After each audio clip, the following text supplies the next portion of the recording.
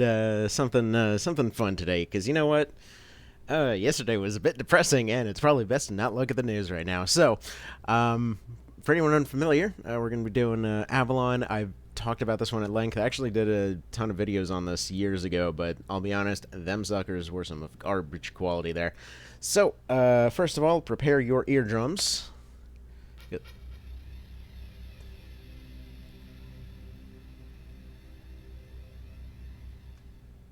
Okie dokie, that is the loudest noise in the game. Alright. So, Avalon. This is... Here, let me adjust the sound a little bit, because it's kind of going to be all over the place. So, hopefully that volume's good there. It does go up and down a little bit. Like, I will say for how good the music is in this, the audio levels can be all over the place, because obviously none of it was ever made with the intent of anyone, going and streaming the dang thing. So... hopefully, this will be all well and good. Hopefully somebody will show up and let us know if we have the audio completely wrong. Otherwise, screw it. We'll just redo it at some other point when I actually get it right. Anyway, this was all made by one guy, as far as, or I think like two, maybe? So yeah, I forget the full extent of his name, but Jared Dare, as he puts himself here. I think it's like Jared Derwart or something like that. If you put in, well... hi there, Mr. Cow. How's the audio? So yeah, we're doing a bit of a nostalgic one today, because I figure, you know what, it's definitely not a good day to be discussing current events. But yeah, so this game I believe was made by two people. It was like a DOS game that I played back in the 90s. It was kind of my my first RPG of any kind. So yeah. Oh, and of course, saying that, here's two more people that worked on it, that handled testing, apparently. So, and it's kind of one of those old, oh, by the way, sorry, I was just dragging the box over real quick. But it's kind of one of those old, simple RPGs with two buttons kind of a situation. Like your, like old Dragon Quest kind of stuff. Just letting all this go through. Because I figure credits are due where credits are due. And I always kind of liked looking at the blue bars in this intro here. I can't even tell you the number of times that I just stopped and had specific save files of different parts of this game just to sit there and listen to it growing up. This mess was awesome. And by the way, if you just type in Avalon in chat, it'll pull up a link to both this game, which, I mean, it's free to download for anybody. It also has the entire soundtrack up there, as well as the YouTube channel of the guy that actually made this. Has a YouTube channel to this day that still puts out music. So. Fantastic stuff there. So we'll start a new game and let the intro play. Here, we'll adjust that volume a little bit.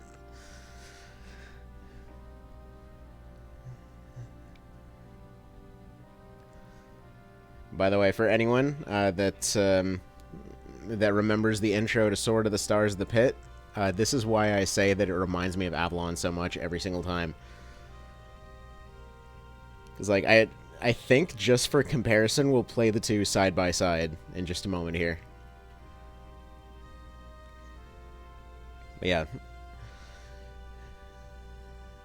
Also, I always kind of wondered why exactly this planet seemed to have a giant chunk missing off it.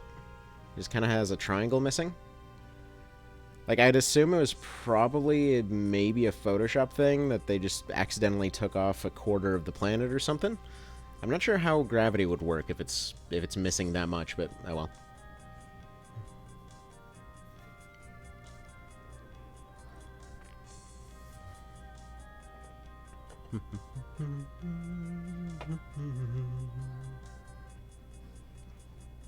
This is one of those themes I would just listen to over and over. To this day, I have this on my phone.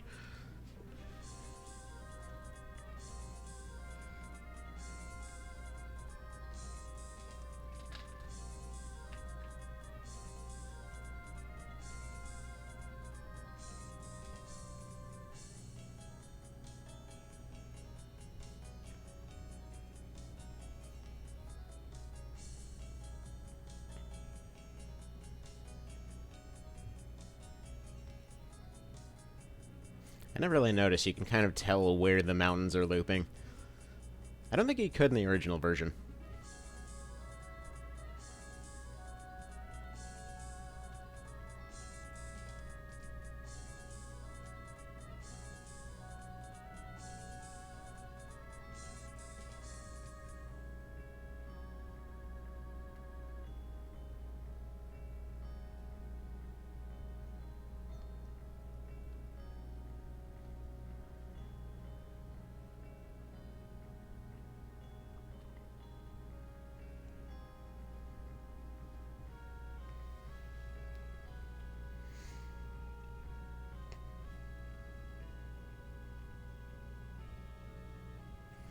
It's funny with the whole Rambo aesthetic. Like, you can tell they tried their best, but the baby face always kind of sells it funnily. But, man, freaking love this game as a kid.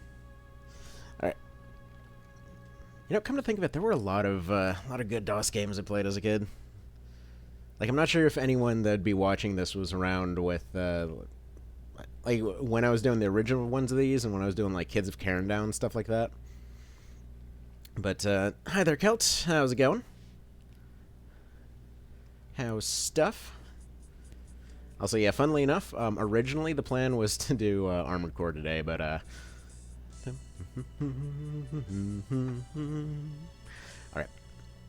But yeah, the original plan was to do Armored Core today, and then, well, long story short, I couldn't remember what exact part that got left off at, so we'll do this one real quick. Alright, so, basic idea of how this game runs. Like I said, old two-button RPG kind of situation. You run back and forth, you talk to people, that kind of thing. There's a completely not suspicious guy hanging out outside your house that is definitely not a traitor of any kind. So, funnily enough, for every chapter of this game, and actually for pretty much every event, all the dialogue ends up updating. So, here, let me adjust the volume a little bit. How is the volume, by the way? Like, are we... For the other part, it was fine, but now that we're actually getting overworld music, is anything drowning out anywhere, or anything along those lines? Because my meters are basically saying that this volume is about 20% of mic volume, but, you know, that thing's got a history of being amazingly reliable. So. And so this guy's just kind of here to reiterate the intro. So when suddenly creatures attacked, we could barely hold, many of us died, and our starship was destroyed. I don't believe you actually ever find the remains of that ship. You'd think it'd be around? I'm actually not sure how they actually managed to blow up the starship. Because yeah. It's a little unclear. But, well. So all over this place there's different NPCs. They all update, like I said, every time you talk to them. I got his girlfriend over here. So, first kind of like mini quest in the, in the main plot here, is to go get her necklace. And despite the fact that he says the monsters don't scare him, if you don't buy a weapon, you will die. Very gruesomely, very quickly, actually. So I believe the weapon shop's over here, if I remember correctly. Also, it's one of the few games where they're actively building a golf course in the background of the map here. There's some actual map-based storytelling. And despite the fact that this guy is basically the last, is like one of 3 people left that can put up any kind of fight for the village, they still make him pay for his stuff. So, you know. All right, so you start off slightly short of being able to buy a longbow. I feel like it's kind of there to tempt you into going out into the forest and trying to grind for that extra $100, because it is a pretty big jump from a knife to a longbow. But anywho. Usually just end up buying the knife and going from there. From knives to nukes. He doesn't actually have nukes. Though, funnily enough, you can get nukes later. You also have the option to buy an Australian jacket. I'm not entirely sure what that is, but... You don't have enough money. Well, I mean, you could just let us have stuff. Just saying. One of 3 people left, trying to save what's left of humanity, but no. Dude needs his money. So basically, as soon as you come back to town, your health regenerates. You may notice our health is kind of just like a little pip in a giant bar. So the giant bar is the maximum health you can ever have. The little pip is how much we have at the moment. And anytime you're in a friendly area, or once you find the item later, you just kind of have passive regen in friendly areas. Until then, though, you kind of deal with fights a little bit like this. So we'll take a few of them here. Just kind of show it off a little bit. Also show off the amazing music. But yeah, this is why I want to pick up the knife. Because pretty much immediately you'll run into stuff that can just avoid being punched. And usually end up taking a decent number of hits. So, as far as level ups go, weapons and equipment are the only ways to... I'm sorry. Equipment is the only thing that ends up affecting your power and defense. So just armor and defense, there's really no, like, upgrading your skills or anything. Experience is just upping your health. Power and defense is just items. So fairly straightforward there. You get other usables as time goes on, including some that were a bit more fitting for the time.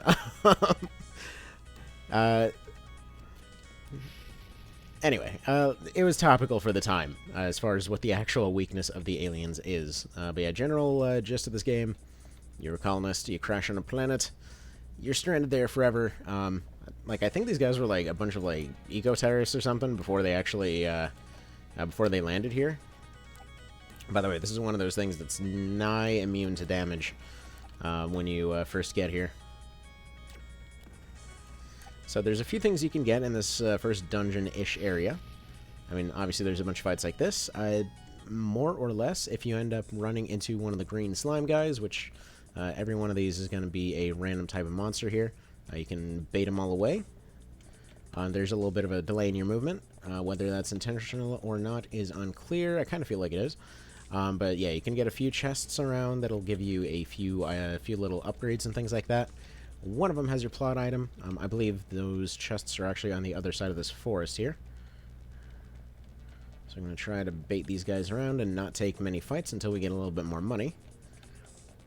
Because it goes on in decent ways, and quite frankly, you cannot afford to use healing items at this point.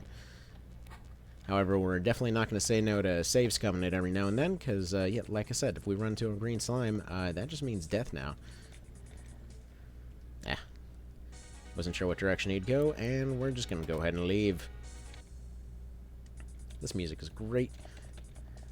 And I believe if they catch up to you, they get an automatic ambush. So they just immediately get a chance to attack you.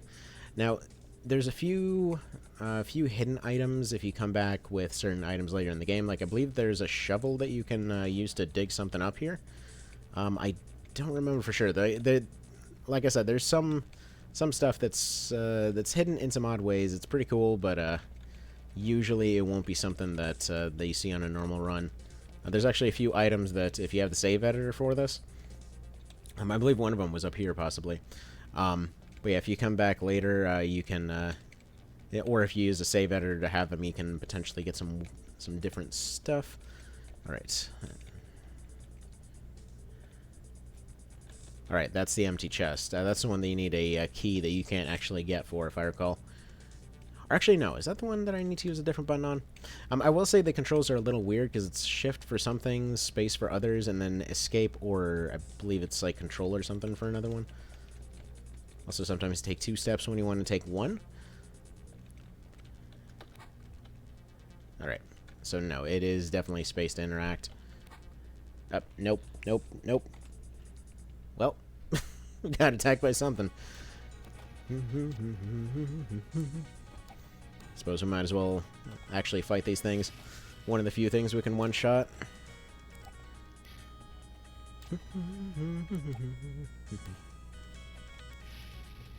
See, I would laugh that that a swarm of bees is just an enemy from, you know, old RPGs back in the day. But then was playing Outer Worlds last night, and you see plenty of that. In fact, I'm pretty sure most folks can agree that the entire Monarch section of that game is kind of the pits. So lately, I've actually been going through trying to do these like permadeath no healing runs and whatever else, and oh my goodness, does it not go well about 99 point always of the time. Oh god, there's the thing. There's the thing. So yeah, if this thing, even at full health, it can basically 4-shot you. Sometimes a little bit better if the RNG goes in their favor. Alright.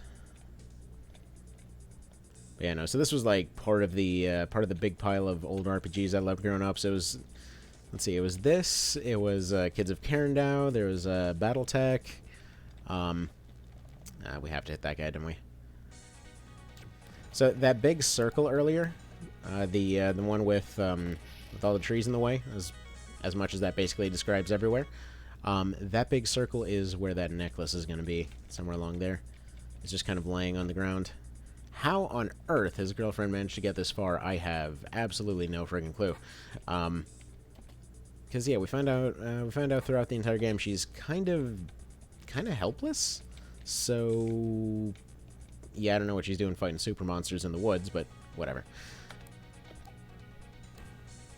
Fun little note, by the way, every single weapon in the game actually has updated sounds for when you get it. It's just a nice little touch. But when we were having the Armored Core thing a while ago, that one Formula Front AI with a weird name, the Matrix Overdrive, that's from this. It's not actually a tank, it's your best defensive item. Figured it was a fitting name for a tank.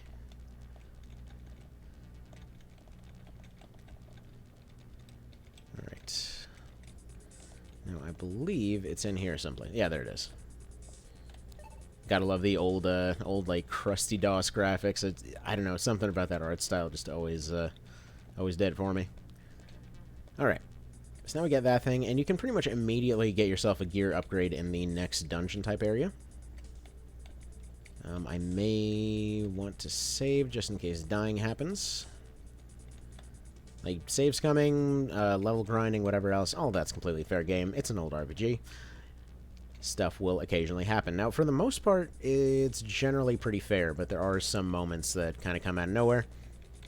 Like, specifically, there's one bit where there's this, like, several hour-long dungeon, and out of nowhere, they're like, here's this boss, by the way. Here's just, like, 4 of that same boss. You thought the first one was difficult? Well, I sure hope you like running back to the item shop to buy several sticks of dynamite to blow up this dang tree. And it's literally just a tree that, like, power murders you right away. And they kind of assume... I guess they assume that you were going to go back and get a bunch of buff items and things like that. But, again, old RPG-type stuff. It's kind of expected. So let's say money-wise, we're actually just barely short of getting a defensive upgrade. It's probably worth going out and getting that, in fact. Then we pick up a jacket. That jacket is really all we're going to need for a little bit defensively.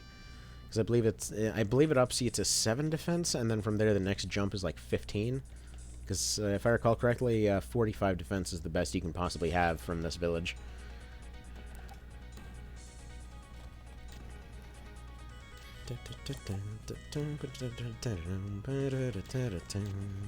But yeah, I'd be very upset if I didn't go and at least get the boss music playing as soon as possible. That's why we're rushing through it a little bit instead of going and like talking to absolutely everybody. Because if nothing else, like even if somebody doesn't want to, you know, go through the game or whatever else, which I will say it actually does some great jobs there with the setting. In fact, it's a little bit surprising. So, like, I'd say, like, this and Kids of Karen now kind of, to this day, they hold up surprisingly well in terms of their locales. It's a simple way that they did it, but they did well with the resources that were available.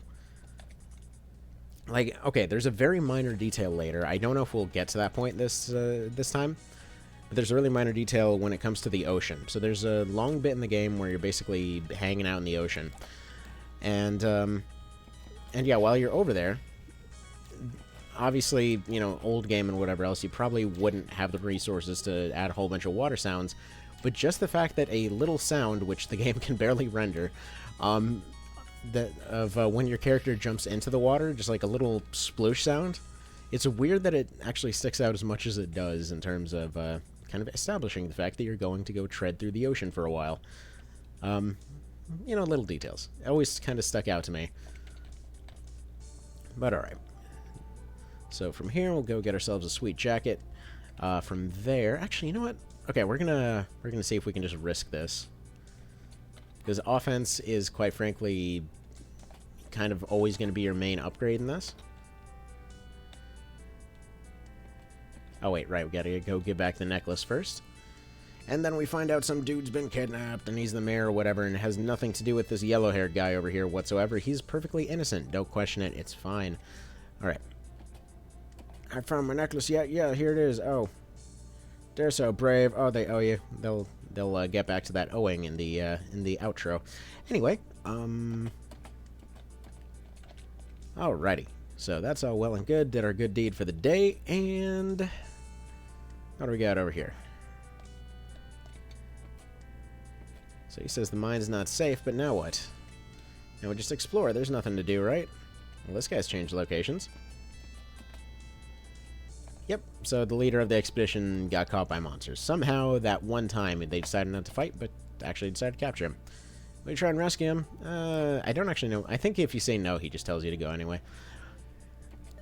And then they give you the torch. And then it's time for Chapter 2. I love that chapter change music. The music's coming through fine, right?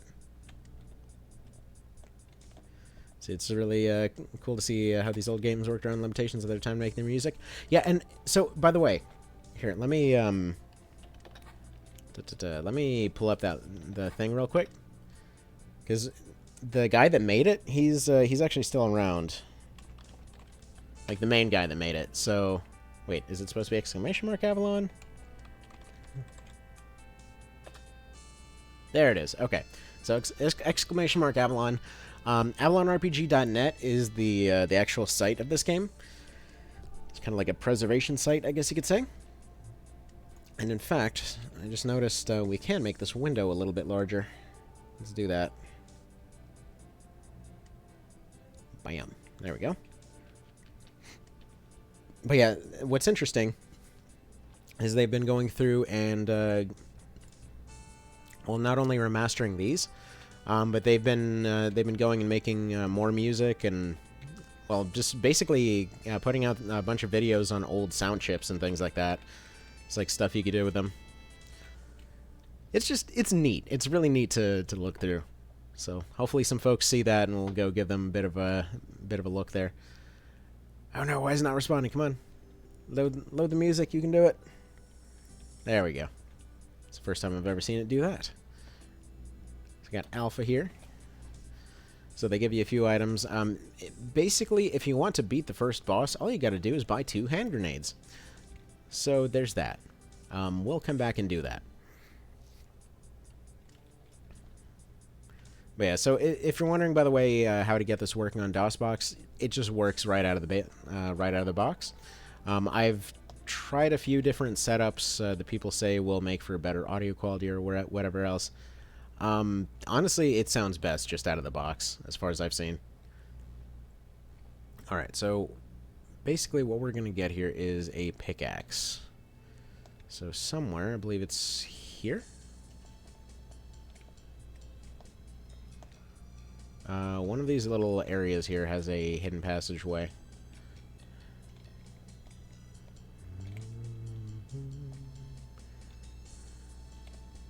Is it this? You can sometimes see a few gaps missing in the wall. It's usually fairly obvious about its hidden areas. I just remember this one was kind of odd. Yes, that's where those are. And that's basically what we're trying to get. Alright, what am I missing? What's weird is you actually need this item to progress.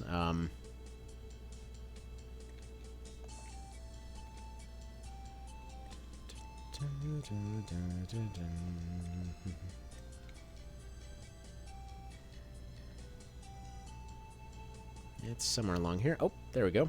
Did we get attacked by a raptor? A rapton? Yeah, we might technically win. We're right by the entrance, so. Which, by the way, I think dodge chance is just some fixed percentage or something. Like, it's probably some, like, 10-15%. Because you sort of seem to dodge at random. But this is why you always upgrade offense first.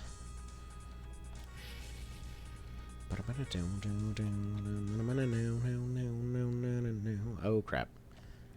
Well, if it's the big guy, we're dead. It is not. Probably not worth trying to roll good RNG a second time. Please let me get to the door. Thank you. Alright. I mean, this is basically the entire strategy of the game. As time goes on, you get different consumables, but, you know, old RPGs and things. But we're pretty close to getting a level up, so at least there's that. You get different little modifiers and unique items and stuff like that as time goes on. Alright, where is this dang item? Because it's like a weird little indent in the wall that you run into, basically. That's what I'm trying to find. And it's an area that I never thought to try my first time through the game, so I was just wandering around through this place pretty much forever. And, yeah, then randomly ran into it.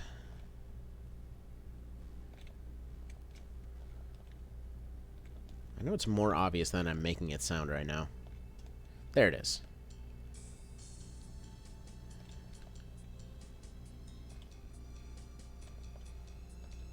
Or is it? Well, I mean, that's one of them. There we go. We got the pickaxe, so that's your big progress item. Is this not the one with the chests in it? Ah, dang it. Alright. Well, that's fine. Also, fun note, you can occasionally get monsters lured into these areas so they can ambush in these tiny corridors. But now, I mean, we have no... let's see, do we want to... Alright. Alright. We'll go back, we'll buy some hand grenades, and then we'll have the option to actually beat the boss here. So we'll wander around a little bit. I believe there's $100 or some dynamite or something somewhere around here. These are the guys that completely ruin your day. So, yeah, we I'll have almost no chance to actually do any damage to that guy. And I kind of ran off in the wrong direction here, so we might run into the boss anyway. Because that area is absolutely swarming.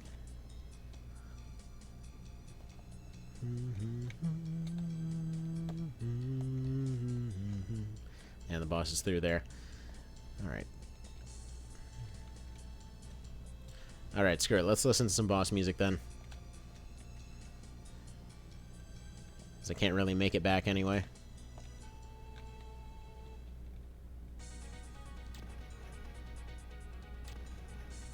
If we don't get completely ruined here. It's just a snake. Stop humming, go away from the planet. None will be spared if you don't. Because, you know, it's Space Snake. You don't question Space Snake. You know, the snake says that they're superior to people in every way, apparently. It's an odd choice, but it's got some dang good music. Oh, I think we're going to die immediately. Well, so much for listening to the music. Got bitten in the face. Alright, anyway, let's try that again. Oh, man. Alright, well, that'll happen sometimes. So that's basically... Well, in order to do the boss... Basically what you need to do is just get 2 grenades, because, truth be told... in order to be able to beat him legitimately, you'd have to get a couple weapon upgrades, probably a couple armor upgrades. You can just grind this mess as much as you want, but we're more or less just speedrunning it right now. You can't completely speedrun the game, but you can basically use items to get past most of your problems. RNG, why? Please let us actually finish off this thing. We might get RNG dead here real quick.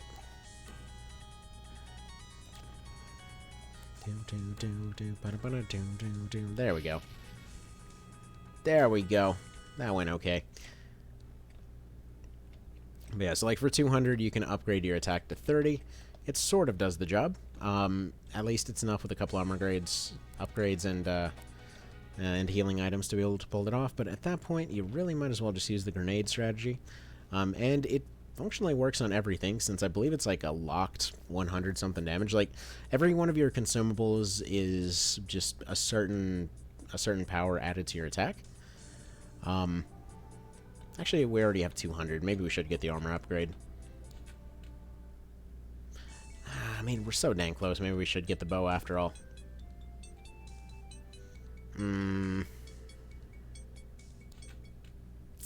now I kind of want to do it legit. Jeez. Let's see. Like, I feel like the defensive upgrade isn't really worth it, because it only gets it up to about... I think it legitimately only gets it up to about 7 or so. The ones after that get it a decent bit higher. And then your only armor upgrades for quite some time are going to be several thousand after that. So... Alright. Alright, whatever. Let's get 300. Now, there are a few, like I said, there are a few chests around. There's a few items you can get. Past this point, you basically get 500 something for free. You can kind of use them on whatever. Personally, the way that I've routed it out before is you can completely just use items to get through most of the rest of the game. Since you have one area that you can get to, this like coastal cave thing that gives you a bunch of the best healing items. You've got your you've got a few chests laying around that give you a bunch of money to be able to go buy consumables, and then you essentially just use those to power through the bosses. You get to the castle, and aside from one chest that instantly kills you with, well, a very relevant for the year virus. Anyway, I don't think we'll actually get to that point. I don't know if you actually get in trouble for mentioning it, but whatever. I forget. Somebody told me that's a rule. I don't know if that's true or not, but we're about to get double health. I mean, typically the health upgrades are going to matter way more than your armor upgrades. And I am apparently now covered in coffee. Awesome. I lost the top part to one of the coffee cups here. So, since my wife is going and bringing hers to work, I just gave her the one that actually works. I can't tell where the coffee is going to come from on this cup. Apparently that was the wrong direction.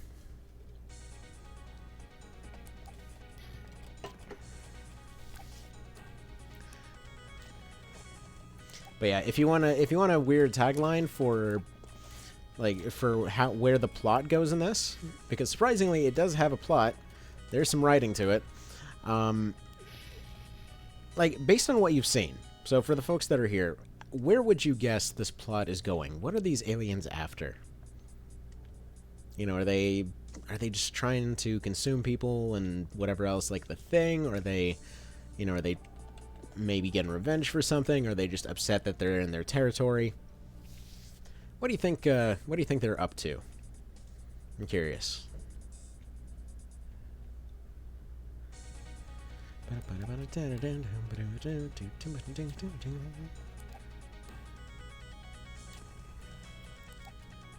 Now, bear in mind, we've already established that the velociraptors in the cave, as well as the weird owl things, apparently abduct people. As well as the fact that apparently they've got a whole bunch of weird forms and whatever else. Also, it looks like we're actually going to have enough money as well as a level up at the same time.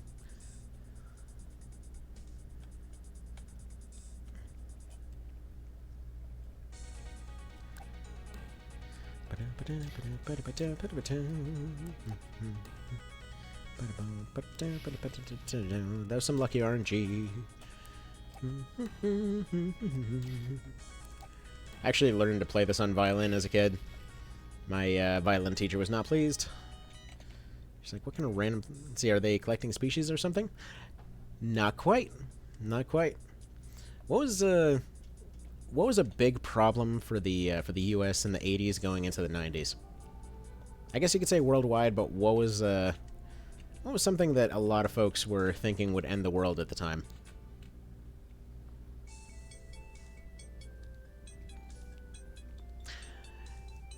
Hello there, Conk Drugs 420 apparently. Thank you for the follow. Not sure if they're conquering to get the drugs, or they have conquered the drugs and just become the drugs. Anyway, so short sword's a pretty massive upgrade over the longbow, but ain't nobody got time for that. I mean, not quite nukes. You basically are running around with a like nuclear laser cannon by the end of it, but not quite, not quite. Think a little bit lower in scale and a bit more in terms of having protests at the time.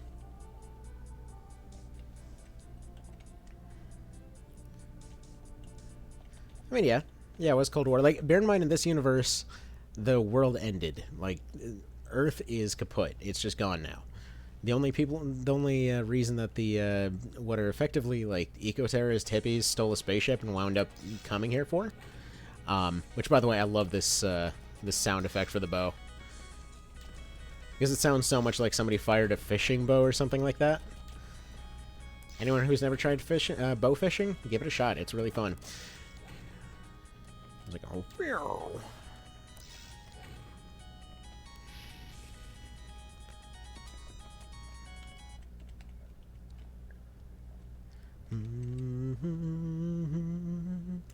Okay, let's give a few hints here.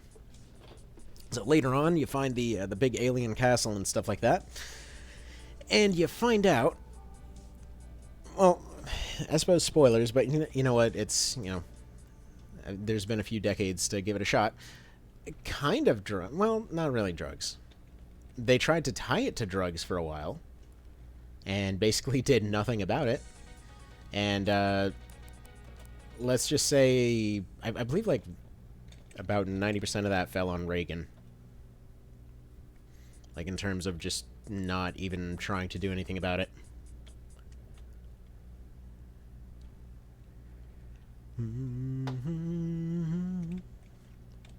Like, we're not talking conventional. We're not talking the usual kind of stuff they'd be upset about.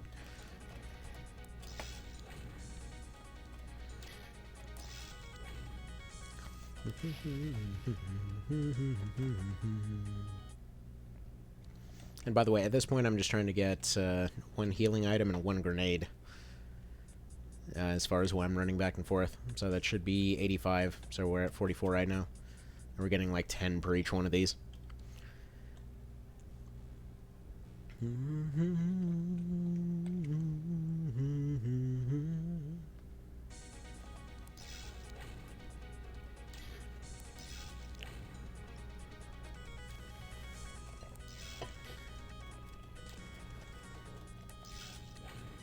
Alright, okay.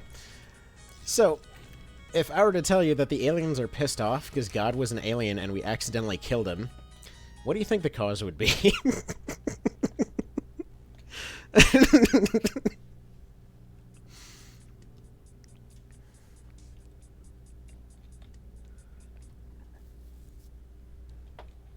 Also, apparently God in this universe is like a crazy psychic squid thing. But yeah. Also, they're like just physically there. So, from what I understand and remember of the plot, the basic idea is like it's supposed to be this galaxy-wide thing where every planet gets this weird squid god thing to make sure life survives there. And yeah. So humanity gave them a thing that kind of went on to everybody else. And they kind of accidentally wiped out the entire galactic pantheon, more or less. Oops, we accidentally all the gods. Just a bit of a whoopsie on that one.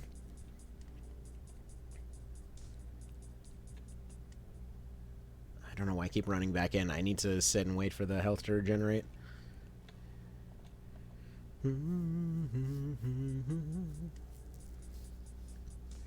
Right, because we literally only need one more fight here.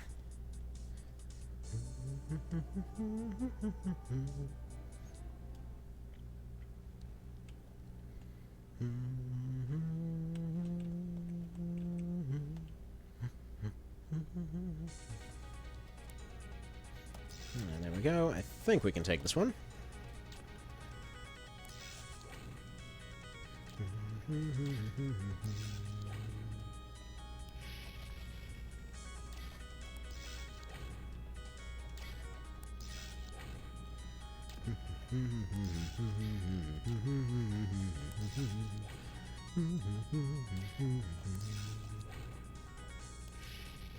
And there we go. That'll be enough to do what we need to do here. So we can just go ahead and get out, get stocked up, and get going. Now, technically speaking, we probably should pick up more than one healing item. Because after you leave this point, while you can come back at any point, it is a long journey. You end up getting quite a few upgrades along the way, but yeah, no, this game definitely does a good job of setting up its scope. Because despite the fact the actual game world doesn't, it's not very big, but it certainly feels big. Alright, so hand grenade. Let's see, how much does this heal? And we might as well just pick up as many as we can of these.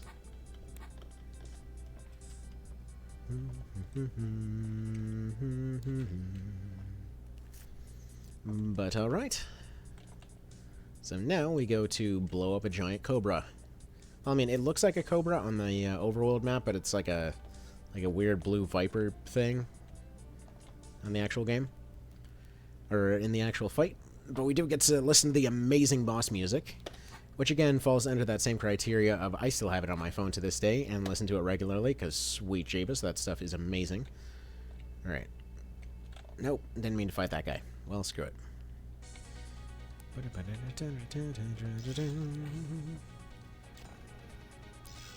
At this point, might as well, because we can just two-shot these. And by the way, you get to see some amazing monsters in the upcoming maps. I mean, some of the monster designs are pretty awesomely creative. Oh, by the way, it also has stored inputs, so if you love to mash buttons, there will be a lot of that. Just so you know. Again, just the amazing stuff you'd see back in the DOS era. Well, that and in the modern era with basically every Souls game, but whatever. Okay.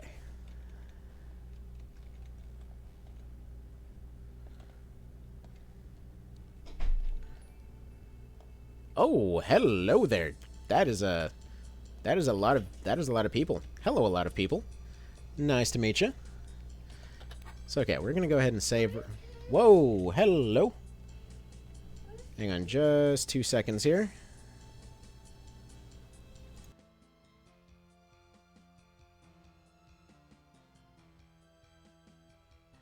Yeah, my son randomly woke up.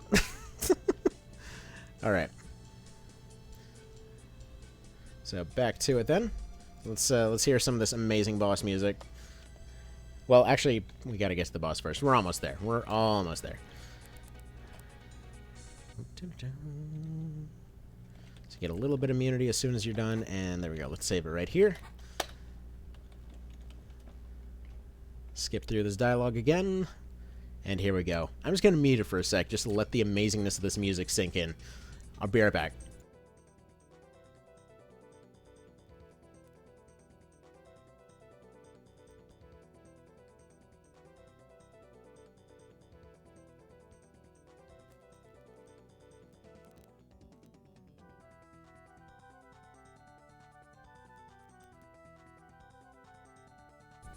Alright, and back. That was not as long as I expected whatsoever.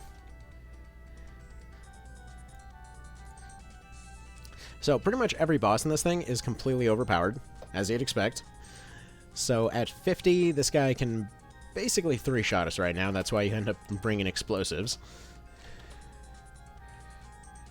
By the way, sorry for your eardrums.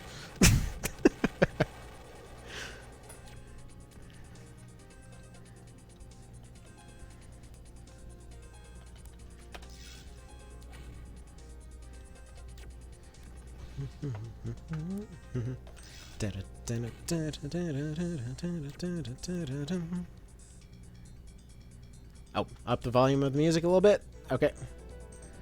How's that? Can I actually still be heard under the music, or no?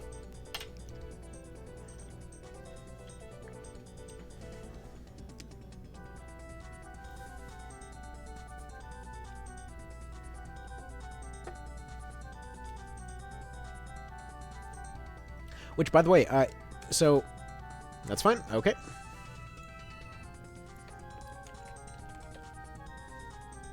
So if you go to the Avalon links for this one, it looks like DOSBox is kind of janking up this particular theme a little bit. But yeah, it actually does have a lot more layering to it. All right, let's go ahead and end the fight here.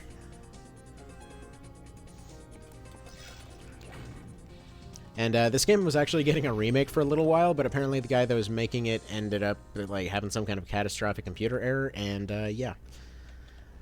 Turns out the entire thing kind of got annihilated, so that's not great. Alright, so this is one of those weird times that it doesn't actually tell you that you need to use an item. So you chop away the stone, because that is exactly what you do with a stone. There's, I believe, 2 enemies that are in this particular hallway. And those first aid kits are just to be able to get past this area. Now, you get enough experience out of this whole thing that you can typically level up pretty quick once you get to this next area. But, yeah, in terms of amazing music, once again, another amazing one. Like, pretty much every theme in this game I absolutely love.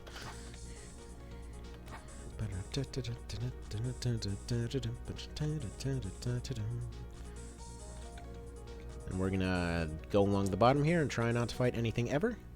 But we might run into a brontosaurus or something. So, like I was saying, some of the designs are interesting. So we've got torso that's like half what's his face? Like half Deadshot, half horrible squid abomination, half dinosaur, and then a jellyfish that's clearly a horseshoe crab. We can also run to brontosauruses. Also, this place is very heavily populated. But if you get into full sprinting speed, you can usually avoid most of the nonsense. But yeah. So, in terms of upgrades, typically what I do at this point is go into this cave over here. There's a bit of plot progression with that guy. And eventually you can open up this place where he lives. Bear in mind, he is currently over here hiding to make sure nobody discovers his village about 20 feet away. Awesome. He's basically the alien equivalent of your guy. He's like the last survivor of what's left of not much of their army. Yeah, pretty neat enemy design. Yeah, they get amazing. Half of these could legitimately be like some dark version of Pokemon. It's great. Now, I believe it's left path, then middle path, then around. Here where you get a absolute crap load of money. Bear in mind, it's been like 4 or 5 years since I ever even looked at this, so I could be remembering that wrong. Also, it's time to get completely gangbanged in a cave, apparently. Because this place has frickin' ghosts. And you almost immediately have stuff that's almost as strong as that boss that we just had to use items on. And I'm having a little bit of a hard time getting through that doorway.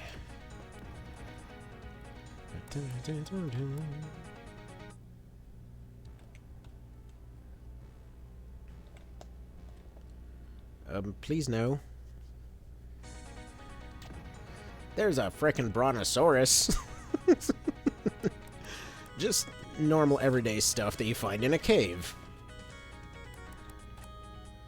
Alright, dodge that with 1 health. Come on. This is not the right room. Yeah, we're just gonna load, because we're gonna be dead real quick. So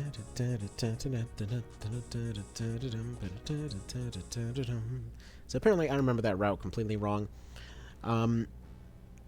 So yeah, by this point, usually the best way to handle things is you collect the large amount of cash that you find in this cave, because I believe this is supposed to be like a, you know, pirates hid some money away in a cave or something like that, something along those lines. But you find a whole lot of money and I believe some grenades, if I recall correctly. There's just stuff all over the place here. If I can ever find any of it. It's one very angry brontosaurus. Yeah, there we go. There's a path. That's got to have some stuff in it. There we go. Open the chest and heavy grenade. Okay. So from here we can use the first aid kit. Which, by the way, at any point you can just use a grenade and blow yourself up. I'm not sure why you'd want to do that, but yeah.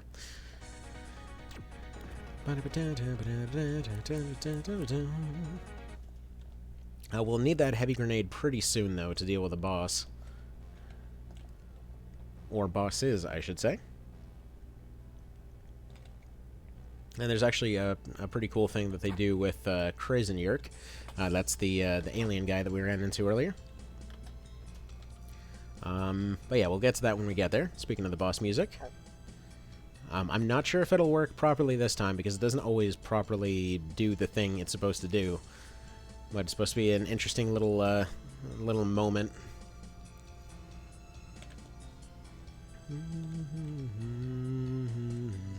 See, the dinosaur randomly reminded me of when I was playing Pokemon Mystery Dungeon and ran into a Steelix who was casually triple the size of yourself. What's weird, though, is like, okay, correct me if I'm wrong in this, because when it comes to Pokemon stuff, I'm usually wrong, but Isn't Steelix surprisingly tiny? Like, the size of, like, maybe a St. Bernard or something? Or am I thinking about something else? Because I know a bunch of them are weirdly small. Alright, big empty room. I believe at some point they probably intended to put a boss here or something. But it's just a big old empty room.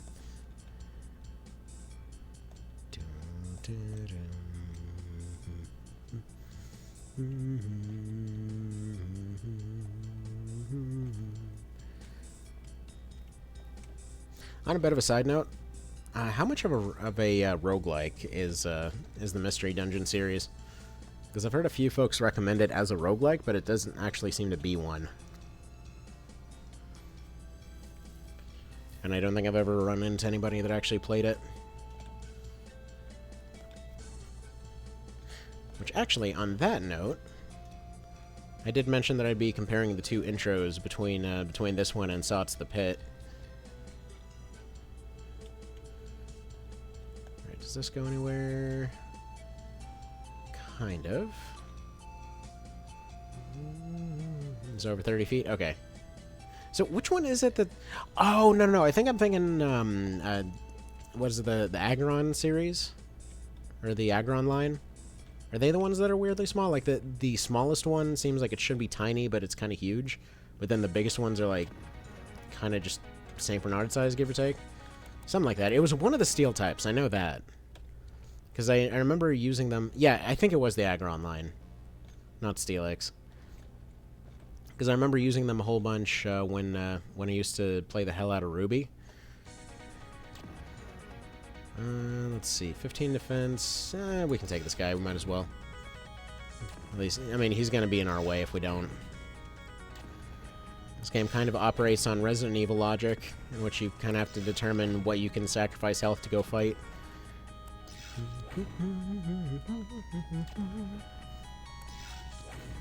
Which, speaking of, to kind of cap off this week of just doing absolutely random stuff for some reason, I kind of want to do Crystal Clear tomorrow, maybe.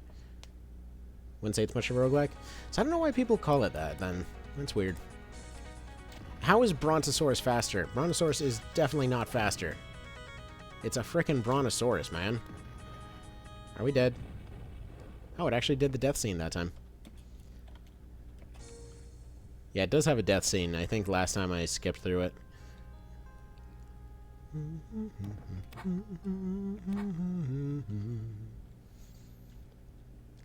But yeah, have you ever played Crystal Clear at all?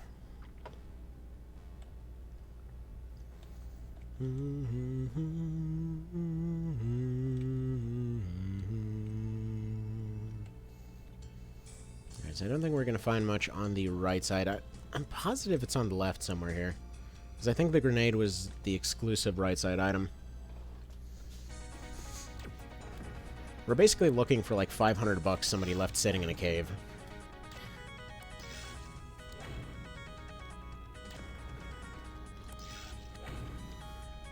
And it really doesn't take many upgrades for these guys to just turn into XP dumps.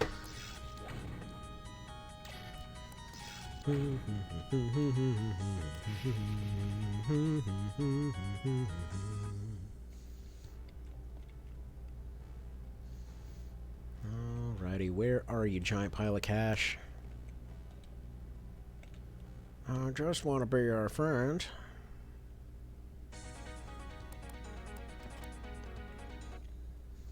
Though I will say on the phrasing of that, I've seen so many people try to say that Sots the Pit isn't roguelike. Like, it is exactly a roguelike. The only difference is it's got one mechanic that you can potentially... Okay, actually, speaking of... So, weird note here.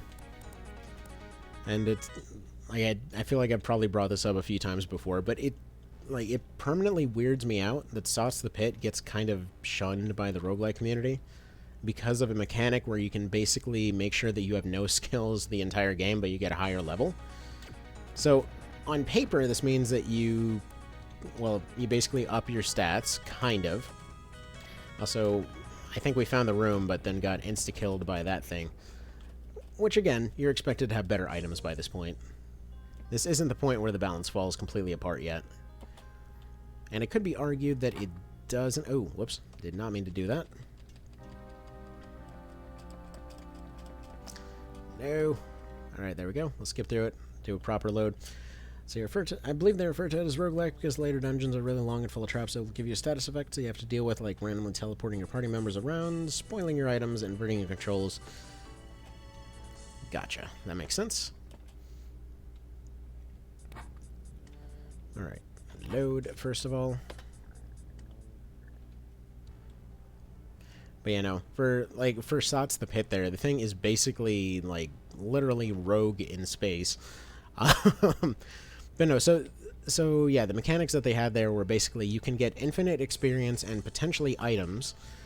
However, your stats are completely capped. So, like, you get... It's the entire premise is you go through 40 floors.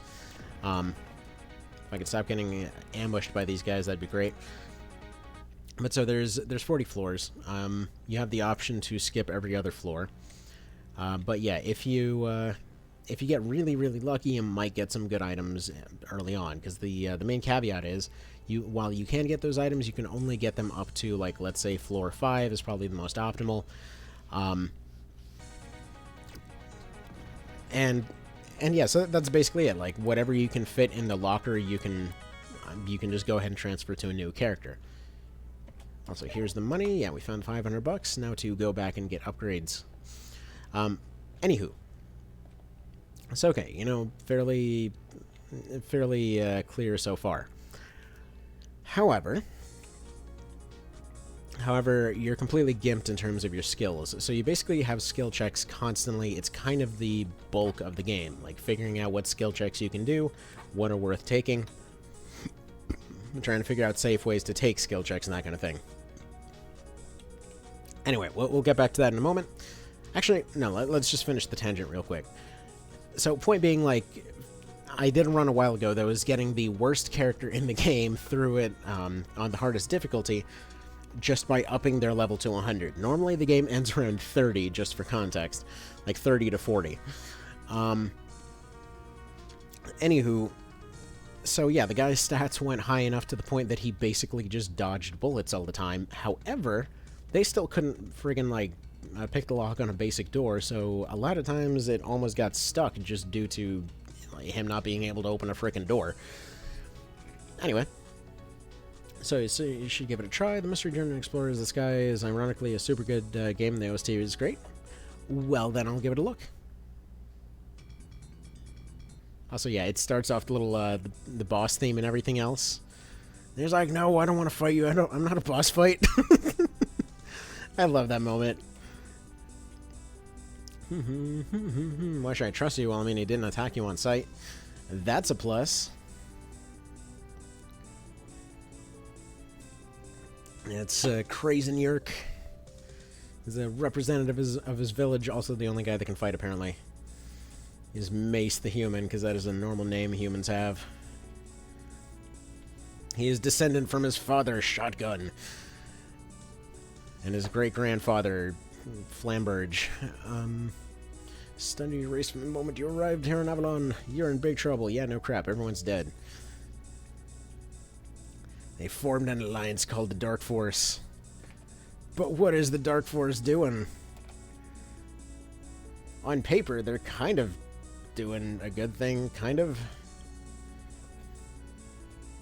But yeah, so your leader guy went in to go talk to them. He tried to negotiate with just like bats and velociraptors.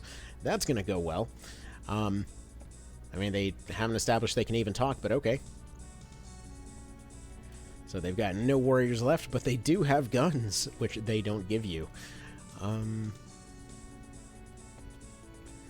Yeah, I really expected to just find this guy pasted along a wall somewhere. They might say, hey, this has been very, you know, very wholesome so far. What do you mean pasted along the walls? There's no gore yet. Alright. So he gives you his ball. So now that we've gotten blue balls, we are ready to go approach the castle. And you might be thinking, hey, there's going to be a safe area. You can go back and recover. And yeah, no. Are you ready for 3 more dungeons in a row? So this was the water moment I was talking about. God, I love the sea theme. Again, also have it on my phone. But yeah, the game can barely handle putting out that sound effect, but there it is, the weird splorch that you're going for a swim.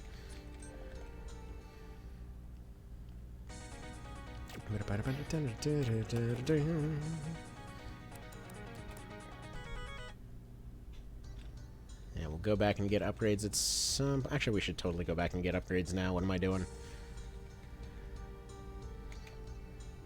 So, there's one plot event we can do. Let me see. What should we be doing here? Because if we get to the castle, yeah, we free the guy, then we come back. We have to do the boss fight in order to free the guy. We need I believe 3 heavy grenades to get through that boss, so should probably go pick up a couple of those. Yeah, I think we'll just go back to the village real quick. And then once again try to just sprint past all this crap. Run!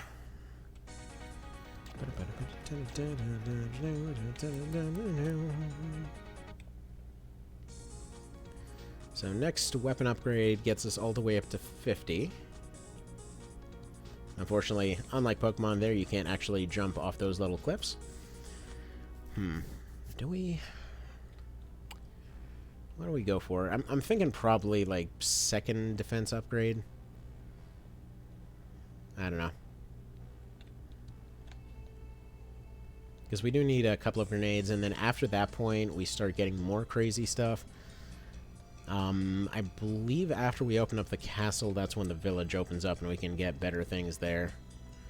So it might be better off just using items for now, and just trying to run away from everything.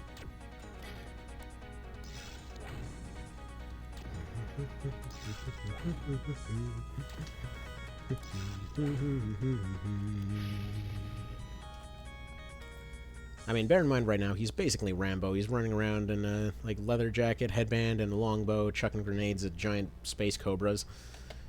So it also has a really cool mechanic. Lets you link 2 moves together and use them in the same turn, like a 3-shot of the final boss, because I charge, which buffs electric moves, and Thunderfang link together. Yeah, those are always fun to mess around with. You ever tried Metal Gear Acid 2 by chance? It seems like a tangent, but it isn't. It's like, basically that one's got a really similar thing where you're usually chaining a whole bunch of stuff together. Ended up having a similar thing where we kind of accidentally annihilated the last boss there. Because there's something like, basically the idea is you link together a bunch of trading cards and things, which give you all kinds of different effects. In that particular case, it was something like you do as much damage as you received in the last round, which they ended up absolutely pulverizing the first round, combined with getting more damage on a retaliation attack, combined with more damage on height advantage, combined with, like... It was some other thing. It was some crazy move that just basically scaled damage to the point where it stopped mattering what the actual damage numbers were. They just got annihilated. See, the only Metal Gear Acid game I played was the mobile one. Wait, what? They made a mobile one? Huh. Weird. I mean, I guess you could argue they were all mobile.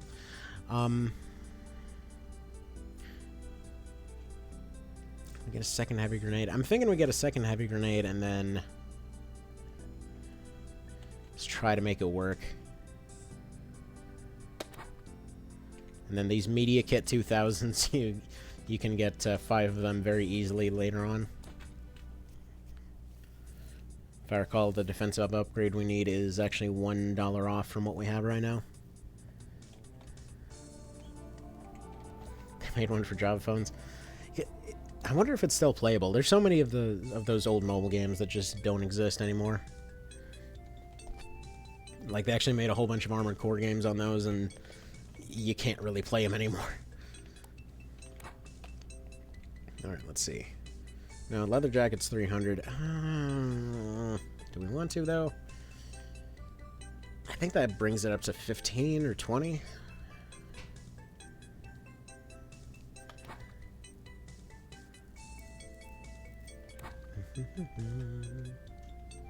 At 12. God, that's subpar. Alright, whatever. I think we'll go back by a medkit and then just try to bum rush the boss. So it might be playable with thermometers if we get our hands on the game file. Maybe. I mean, I'm sure they have to be somewhere.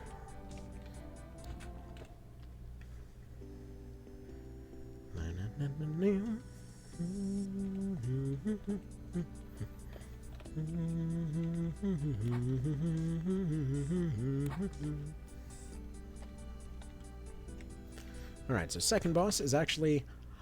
Oh, now I get it. Okay, so funny thing, second boss is actually 2 bosses. Third boss is kind of 3 bosses. The fourth boss is back to 1 boss, but you can't do damage to him, and he basically heals infinitely if you don't have the right items. Never noticed that.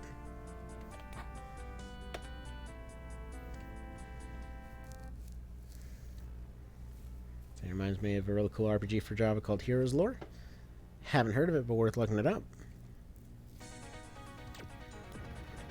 Sequel to Heroes Lore 0. What, do they just start at 0 and work their way up?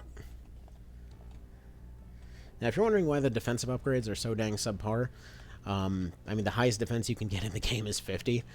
That's the Matrix Overdrive there. It's mostly because, yeah, if you completely ignore their damage, obviously they wouldn't do any damage, so there's only really so much you can do there, though it is a little bit embarrassing that the average B apparently has more defense than we do. So that's not ideal.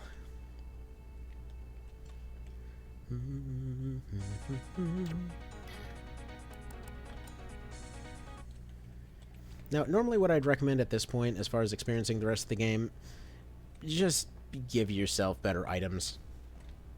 It's at this point, really, that the economy of the game kind of falls apart.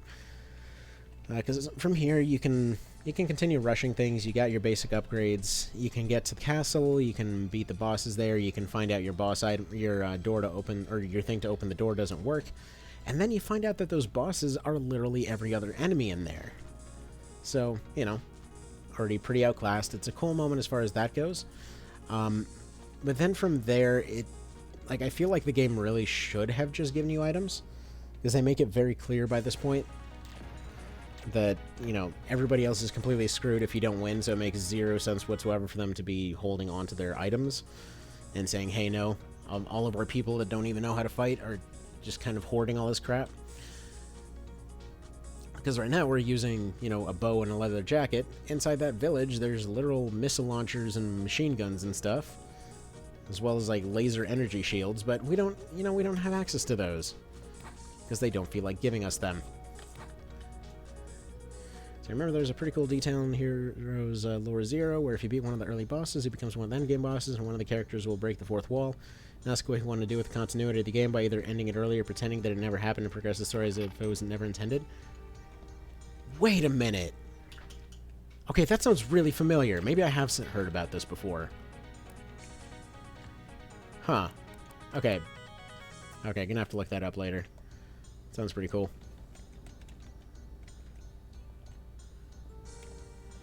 Alright, let's do some enemy dodges, get to the next boss. Now this left path is going to be for the Media Kit 2000s. That's going to be right up here. Yes, I might have played this game a little bit as a kid.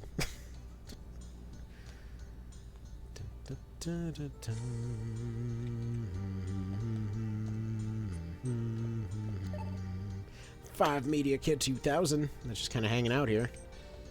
So it's the best healing item in the game. Even when you get your health all the way up to, like, I think 7,200 is the maximum. Which currently we have 200.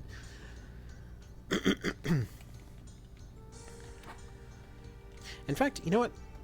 Screw it. The kids are going to be waking up soon. I want to show some cool stuff off. Let's see. I think the Avalon site has the save editor. Do you have...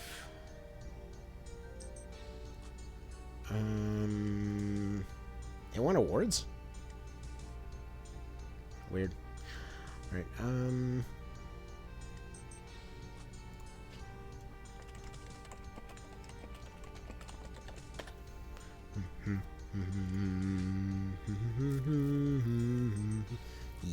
got the editor. Okay, so it's the Ace editor, apparently, is what it's called. It's on RPG Classic Shrine. Don't you just miss when everything had a shrine? Such a 90s thing there. This app can't run on your PC. Find a version for your PC and... Ah, right. You know what? There's a better way of doing that. I just remembered because we did it the first time around.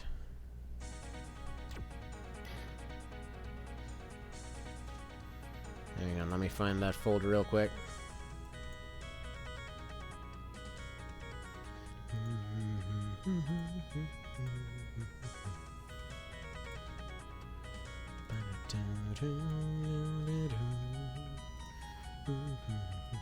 Sorry for the sound differences. I'm moving this thing around trying to figure out where the actual game is.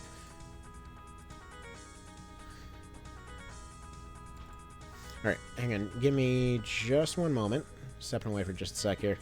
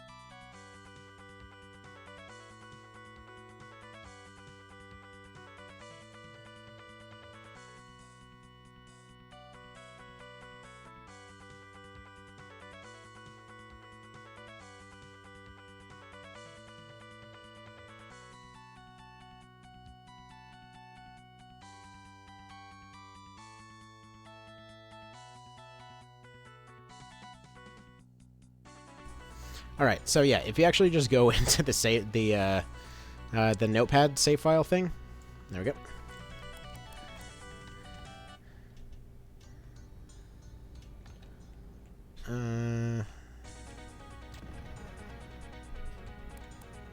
Whatever, let's just use this thing real quick. This will make sense in a moment.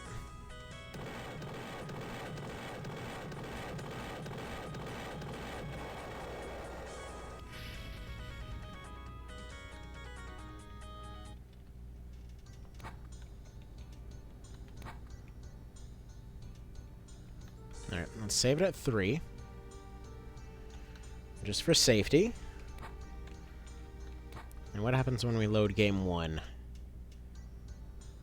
So we're still at the sea. We now have 500 attack power. Do we have... Okay, we've got the heavy axe sound effect, so that is the right one. I believe 12 was the shotgun, if I recall. We're going to up that to 700 attack, because why not? Our defense is going to be 99, which I don't think the game even knows how to handle.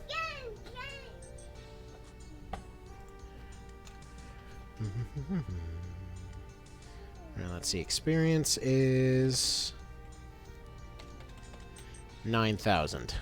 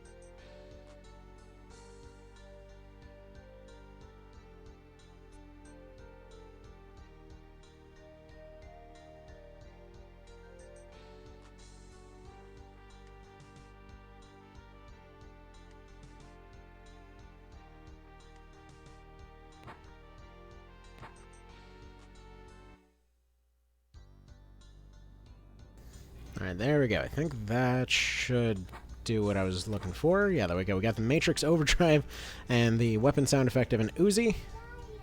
Oh, hang on one quick second again.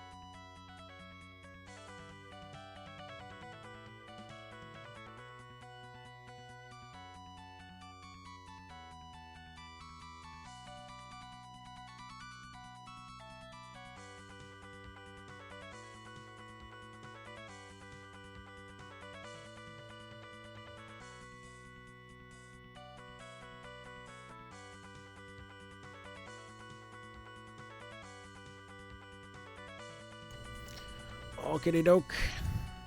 Let's go see how much stuff we can get done before the day starts proper. And nice crusty old sound effects. But yeah, so you don't even need a save editor. Basically, the way it goes, you can kind of identify what sounds are going to be what in the thing here. So you have what is what's basically just your general level, I believe it is. Your amount of experience, your I forget what that is. 200 over 100. I'm not sure. But you can adjust every single stat just right there. There's a couple of them, I believe a few lines down here. It's usually, like, for example, mine were out of 2 because I had the second upgrades of each one. But those were showing up as, well, you can make those sound like whatever you want. Like, for example, 10 or 8 is the Uzi, 9 is the laser, I believe 7 is the rocket launcher. Something like that. So if you want to essentially punch stuff into oblivion but have it sound like a rocket launcher, there you go.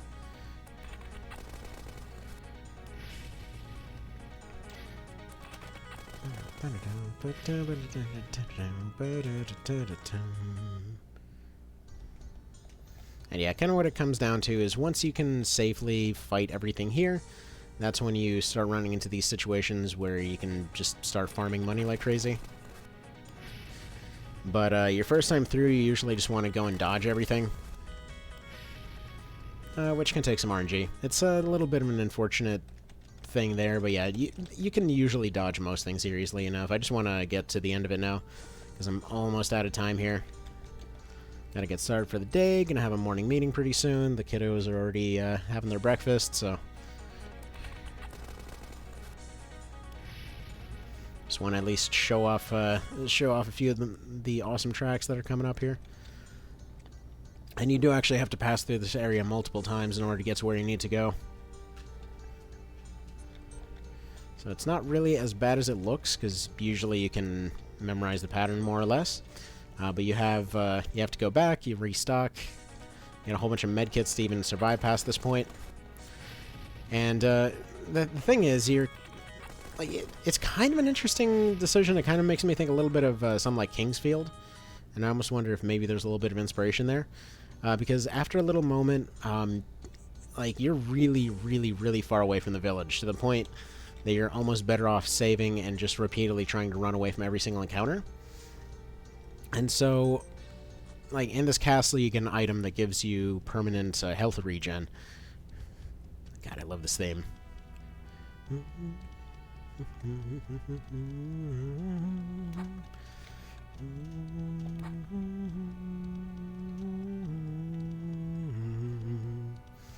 Now, let me tweak some of these numbers a little bit.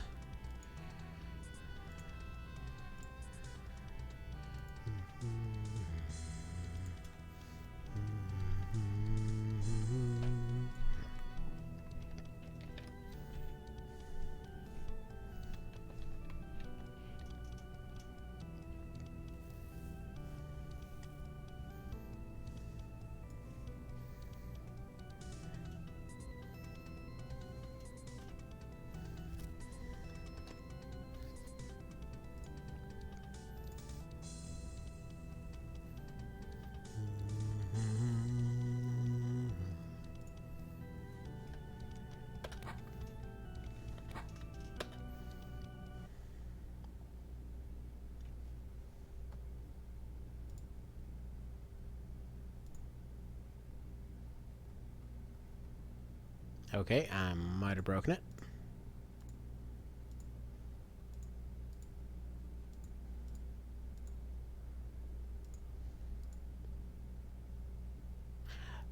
Oh.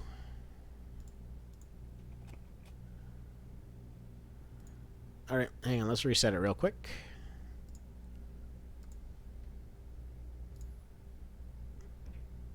I think I know what broke with it. I'm at least 10% sure of what broke it. This is maybe why you shouldn't be messing with the saves like that.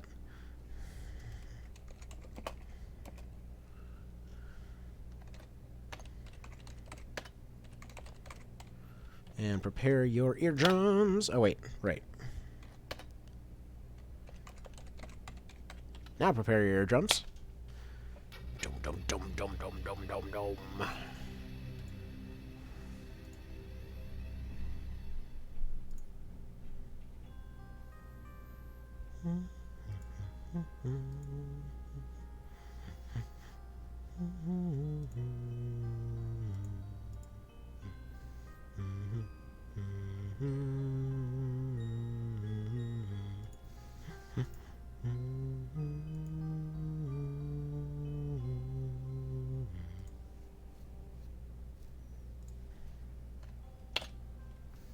Okay, so first of all, I think I know what's changed there.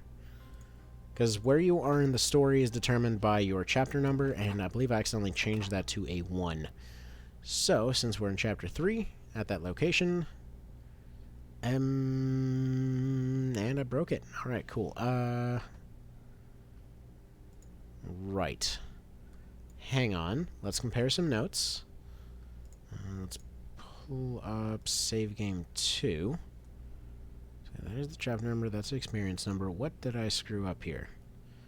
So first is chapter number, second is current experience number, which maybe it's just too high for it to render, so we'll change that.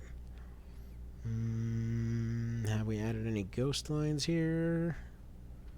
No, we have not. Oh, wait, yeah, we did.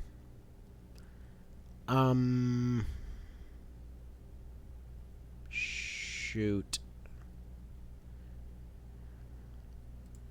I believe I might have potentially screwed up the X and Y coordinates.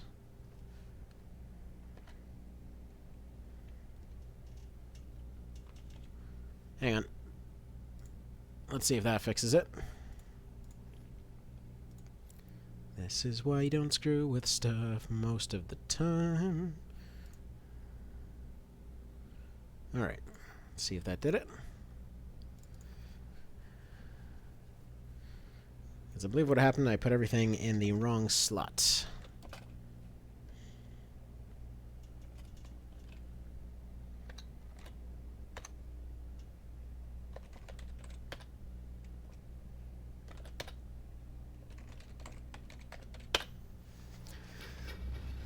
Let's go.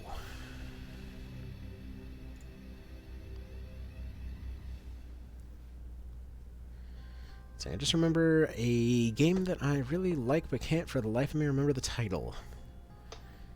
Describe it. If it's some old DOS game, I might remember. Because a surprising amount of my childhood was spent going through just old DOS games and things. Yeah, okay. There we go. We're back. We're back. Okay, so it was the current experience that I got wrong, which was then causing everything else to cascade down to the point where...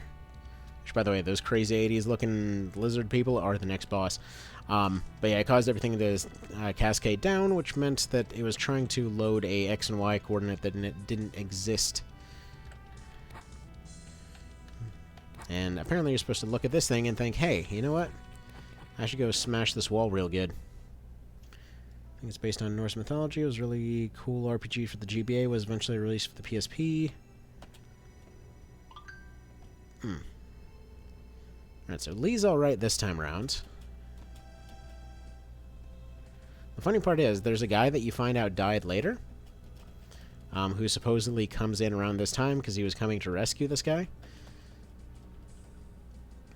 Also, yeah, the weird constipation sounds, which I believe this is one of the few jokes you get as far as the story goes.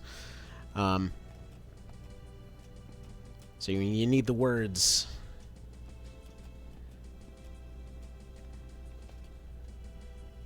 And somehow this injured guy gets back just fine. Alright. So he leaves, also one of the few scripted walk-away things in the game. But yeah, you see in the top right, the little blood trail leading out of that thing? That weirded me out as a kid, like how badly that guy gets it. Because dude's basically pasted all across the floor. It was that mixed with, oh, Sea Dogs! That was the other one that, that was one of the other ones that, I absolutely loved as a kid. But I almost never see anything about. Okay, not like we really need to save, because, you know, this is gonna be a joke, but yeah. And yeah, no one's in there because of the Dark Council. But, yeah. Also, one of the few instances of cussing in the entire game. I think they were feeling edgy that day. This is especially funny if you try to come here with what your stats are likely going to be at this point, and you just instantly get murdered by these, like, weird... I don't know what you'd really call them. They're like a frog lip, almost want to be a, what's her face? Like, Goldberg, Whoopi Goldberg type situation.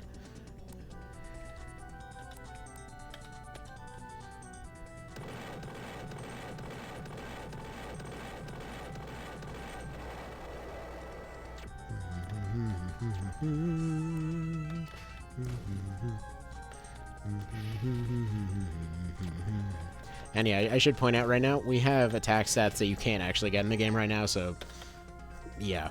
And then we try to use the thing, which, by the way, yeah, you gotta redo this if you ever try to not use the thing.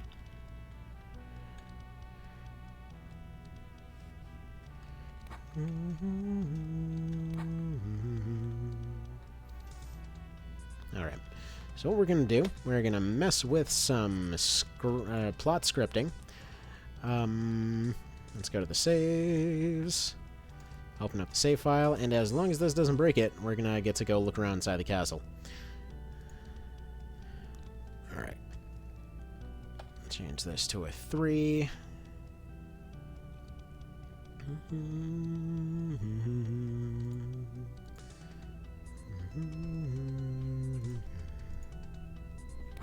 Alright, let's see if by any chance that causes this thing to be open.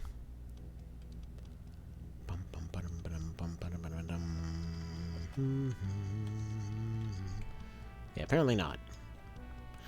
Well, hang on, which one of these is what then?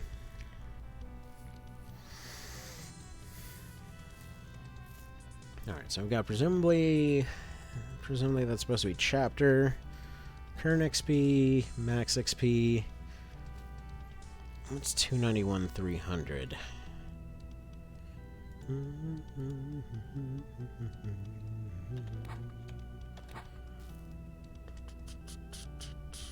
So that's probably X and Y coordinates. So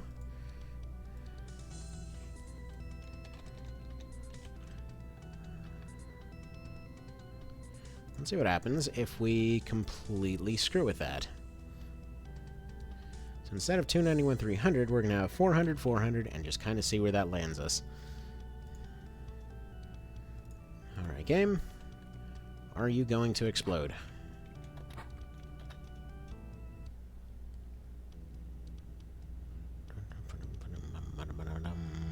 Okay, that's the same location. I don't know what I just did then. Now we're still showing Chapter 2. I believe down here might actually be the plot script, or script triggers. Because there's a bunch of zeros that we can change to ones. This isn't a terrible idea whatsoever. Okay. Tell me, does that open the gate?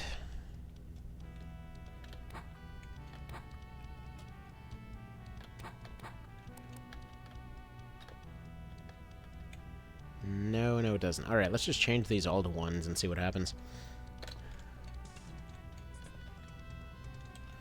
It's funny because there's 1, 0 that can be turned into a 1 at the very start. There was some kind of hidden item.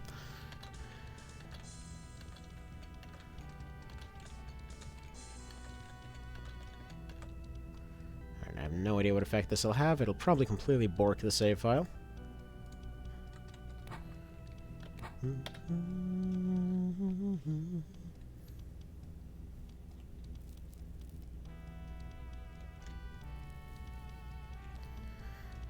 Alright, that seemingly did nothing.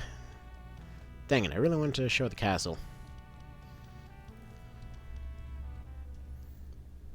Alright, let's leave and come back and see if that does it.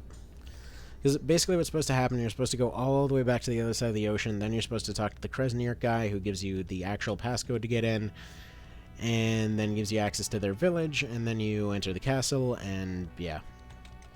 Then you can start restocking at the village instead of there.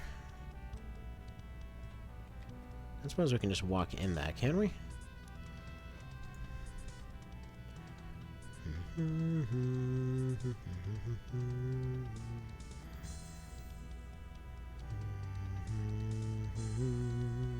Alright, yeah, I don't know where else it is. I gotta get wrapping it up for the day, so... Alright, let's see. I had built the most affinity with the healer. The party said the entire final boss has no healing whatsoever? Huh. So you remember an anecdote about the game? It has an affinity mechanic where they start liking you more and more depending on the actions of the story, but by the time you reach the final boss, it will kill the party member with the most affinity in a cutscene right before the fight. Well, that's some cheap drama. That's just mean. I'm trying to... I don't know, it doesn't sound super familiar off the top of my head, but I don't know for sure. It does make me think of this one game I was looking at a while ago. There was this Vita game that apparently... Apparently the actual gameplay wasn't that great, but the premise was kind of cool. They had a cast of different characters, and they were all kind of plotting against each other in a sort of like death game kind of scenario, but it randomized who exactly was up to what every single time, but everybody would pretend to be your friend, and for every floor of the thing that you found the wrong traitor, they would end up killing off one of the good characters. So anyway, I don't remember what it's called right now, but oh well. But that'll do that for now. Hopefully you guys found this one interesting. Would be open to showing off more of this game later. We're actually about halfway through at the moment. Because it's basically castle, then the castle garden, then you backtrack some more. Like, I feel like this section in particular is kind of mean on the backtracking, because it doesn't really do that anymore past that point. Because then you get, then you fight the boss of the actual boss of the castle. You end up losing. Then you have a little side quest to go do a montage up a mountain. That mountain's pretty cool. Basically go into the wilderness and you do all this building up and whatever. You need this immunity to the super poison that he has, and then you beat that guy. Then you have your first fight with the last boss. Then you go up to the top of his tower thing. Then you fight him again. But since we never covered it last time, now that we know that there's this other village involved, now that we know that some of them look like Whoopi Goldberg for some reason, and now that we know that they've got a castle, does that give you any type of hints on what they could potentially be trying to do here? I'm just curious. Is there any guess whatsoever? Because none of this should be a hint. uh...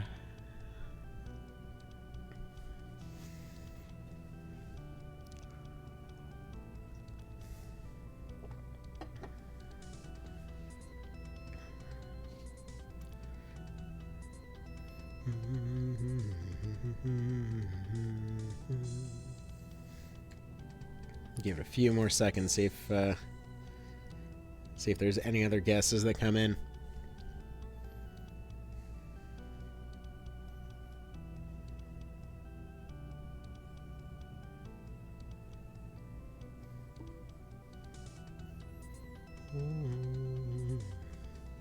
All right, I'll take it. There's no more guesses at the moment. So, here's the deal. Basic spoilers of the entire plot. So yeah, the reason humanity falls apart, they accidentally killed off God, who wasn't preventing disasters anymore. They accidentally killed him off because the AIDS crisis got so out of hand that it literally started killing off deities, because it's the one thing that can kill them. Yes, that is legitimately the plot of this game. You get here, the aliens are pissed because you accidentally gave God AIDS. That's not even hyperbole. You literally find needles as an item later. It's, which, by the way, interestingly enough, you can use them on him when you fight him. It doesn't do anything, but then if you use one on yourself, you die. Again, I believe that was more of like a product of its time kind of situation. But anywho, that all aside, I don't know, this game just always just did it for me as a kid. The music's amazing. The setting is surprisingly good given the limited resources they had. It's just cool, you know? It's a cool little game. I would very highly recommend going to take a look at that site. It's the most bonkers plot I've heard. I mean, there's some pretty wild ones out there, to be fair. It's like comparing with some of the... lately, I've been looking through synopses of all the Might and Magic games and whatever else. It's really not that crazy for the time. It's out there, sure. But at no point has anybody had to go, like, wrestle a starship to the ground or unpetrify people to go figure out the nuclear codes or anything. Like, it's, I mean, think of the original Ultima that came out before this and whatever else. You basically went from fighting random dungeon rats and whatever else to basically having to time hop into your spaceship to go take a laser gun to your space wizard. I mean, yeah. And somehow, eventually, that devolved into just running around basically medieval England. And that was about it. Anyway, so that's about that. Like I said, hope you guys have a good one. I'd love to cover some old DOS stuff. If anyone has some old gems that they remember, like off the top of my head, I'd love to go through Kids of Carindale again. Sea Dogs was a really cool one. Maybe Siege of Avalon, not related to this one, by the way. Siege of Avalon was a cool one just because they, well, I mean, it had a lot of cool stuff to it. I could never figure that game out as a kid. It always seemed like it was more interesting than it was, but god dang, it was so dang boring. But as far as I could tell, you had some limited time to go figure out how to not die during a siege. What else was there at the time? There was Urban Assault. I don't even know if that's directly a DOS game, but that thing's really cool. It's like basically Command and Conquer, but you played in first person. There was the weird DOS version of Zelda, which, by the way, came with a bunch of versions that you didn't actually see until they had like they had like this version that was entirely paid DLC. Like you basically paid for each chapter.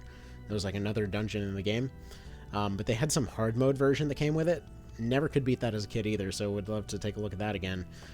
I think I even have that old floppy disk somewhere. Like, growing up, I just had this floppy disk of old DOS games that my brother got for me. And the entire time, I was sitting around trying to figure out what on earth he was playing when we were growing up, because there was this one game where you'd basically be going around in a spaceship. You had, like, you fought ladybugs in space, and it just jumped into these weird side-scrolling segments and all this other stuff. I believe it was Ultima 2, actually. So I was looking through absolute crap loads of old games, and it was like Ultima 1 or 2 that I think that one wound up being. Which is weird, because, like, he constantly made fun of me for playing, any kind of RPGs or strategy games or whatever else growing up. Oh yeah, BattleTech. That was another one that would be fun to cover at some point. But yeah, no, it would constantly tease me for it. Like, one of the few times I ever heard him throw a bad pun out there was when I was playing FFT for the first time. He said, "This looks like a board game," and he just sat there awkwardly for a moment and had to figure out what the hell he was talking about. He was saying it was boring, but in a really terrible pun method. Anywho, yeah, it just cracks me up, because what I remember, like, one of the first times I ever saw him playing anything was apparently Ultima. Anywho, that's that. You guys have a good one. Take care, and